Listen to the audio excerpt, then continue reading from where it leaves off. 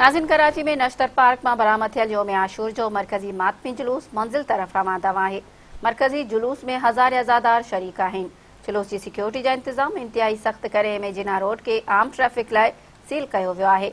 नश्तर park में योम आशूर जो अलम पाक ताज़ियन इज़ुल जना सां गॾु मरकज़ी मातमी जुलूस बरामद कयो वियो, जेको रिवायती रस्तनि खां थींदो मंज़िल तरफ़ रवाना आहे। मरकज़ी मातमी जुलूस की सिक्योरिटी जा इंतज़ाम इंतहाई सख्त कया विया आहिनि।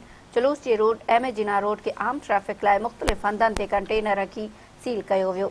सिक्योरिटी ते पुलिस सां गॾु 5000 खां वधीक रेंजर्स जे जवाननि खे मुक़ररु कयो वियो आहे। मरकज़ी जुलूस जे रूट ते इमारतुनि मथां माहिर निशानेबाज़ मुक़ररु कया विया आहिनि, जॾहिं त जुलूस जी CCTV कैमराउनि तोड़े फ़िज़ाई निगरानी पिणु कई पई वञे।